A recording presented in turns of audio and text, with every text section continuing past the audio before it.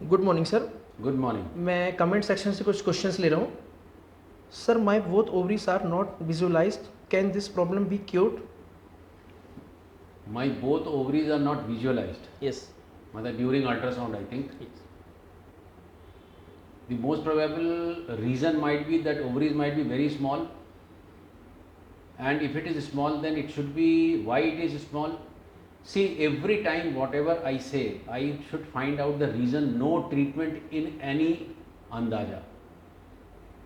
आप जब भी कोई डायग्नोसिस देखें तो उसको कंफर्म करें। You should confirm it by ultrasound और you should confirm by a hormonal analysis, and if you don't find any answer you can come to us, then we can give you an answer. अगर ovaries और uterus की size small हो और period भी नहीं आता हो तो बच्चा चाहिए तो क्या करना चाहिए? देखिए, ये क्वेश्चन इसके साथ ही बहुत सारा जुड़ा हुआ है कि ओवरी की साइज़ यदि छोटी है और यूट्रस की साइज़ भी यदि छोटी है। एक चीज़ मान के चलिए कि ओवरी से जो केमिकल निकलते हैं ईस्ट्रोजन और प्रोजेस्टेरोन, यदि वो आर्टिफिशियली सप्लीमेंट किए जा सके हैं मार्केट से खरीद के, तो यूट्रस में से अधिकतर पीरियड आता है। अब ओवरीज छोटी क्यों हैं?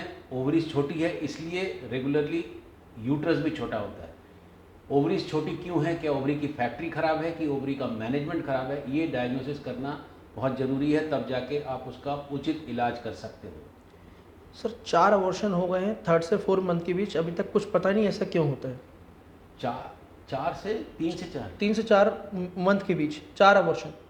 3 से 4 अबॉर्शन यदि हो गए, 4 अबॉर्शन 3 से 4 महीने के बीच में, तो इन्वेस्टिगेट होना चाहिए। रिकरेंट प्रेगनेंसी लॉस का पूरा जेनेटिक और बायोकेमिकल पैनल होना चाहिए। यदि प्रोडक्ट ऑफ कंसेप्शन फिर से यदि भगवान न करे प्रॉब्लम होती है तो प्रोडक्ट ऑफ कंसेप्शन का एटलीस्ट माइक्रो एरे होना चाहिए और रीज़न फाइंड आउट करना चाहिए क्या हो सकता है। यूनिकॉर्नेट यूट्रस में बच्चा हो सकता है या नहीं? बट यूनिकॉर्न्यूट यूट्रस में कई बार प्रेगनेंसी हो जाती है, कई बार हम लोग सीजर करते हैं, पता चलता है कि यूनिकॉर्निएट यूट्रस था। तो यूनिकॉर्निएट यूट्रस यदि कैविटी ठीक है और यदि ट्यूब ठीक है एक साइड की, तो बहुत बार प्रेगनेंसी हो जाती है। 6 year married life, 34 age, AMH 2.6, 1 abortion, then no conceived after abortion. It is better to have an HSG, the tubal patency test, and the quality of the tube to be seen. Laparoscopy के बाद pregnancy के लिए कितने time तक try करना चाहिए? मैं normally यदि लेप्रोस्कोपी के बाद में यदि एंटी ट्यूबरकुलर कोई ड्रग दिया गया है तो एंटी ट्यूबरकुलर ड्रग जो आजकल डॉट थेरेपी चलती है मिनिमम 6 मंथ्स चलती है, उस तक आप कर सकते हो। यदि आप ट्यूबरकुलर दवाई लेते हुए प्रेग्नेंट हो जाते हो तो you should continue the anti tubercular drug. Small uterus है, 1.2 AMH है, पीरियड 21 दिन वाली गोली से आता है, क्या आईवीएफ हो सकता है? पीरियड 21 दिन वाली गोली से आता है और AMH कितना है? 1.2। थोड़ी डिस्क्रिपेंसी है, और किस दवाई से आता है वो देखना। 21 दिन वाली गोली से यदि आता है और 5 दिन वाली से नहीं आता है इन्वेस्टिगेट करना बहुत ज़रूरी है। सर, एग रिलीज नहीं होता, क्या करना चाहिए? ये जो एग रिलीज़ नहीं होता है, सबसे पहले ये करना चाहिए कि एग रिलीज़ क्यों नहीं होता। सबका होता है, आपका क्यों नहीं होता? तो ओव्यूलेशन नहीं होने का या एग रिलीज़ नहीं होने का रीज़न मैं बार बार हर पॉइंट पे आके अटक जाता हूँ कि जब तक आप तह तक नहीं जाएंगे, वजह नहीं जानेंगे, ट्रीटमेंट करना ठीक नहीं है। शुक्राणु नील है, क्या ये दवा से ठीक हो सकता है?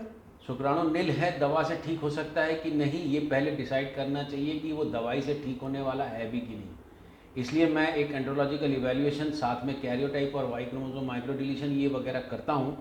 उससे ये अंदाज होता है कि ये दवाई से ठीक होने वाला है कि नहीं। यदि है तो दवाई देना चाहिए, यदि ठीक नहीं हो सकता है तो दवाई पे खर्च नहीं करना चाहिए। रेट्रोवर्टेड यूट्रस में वीडियो बनाइए।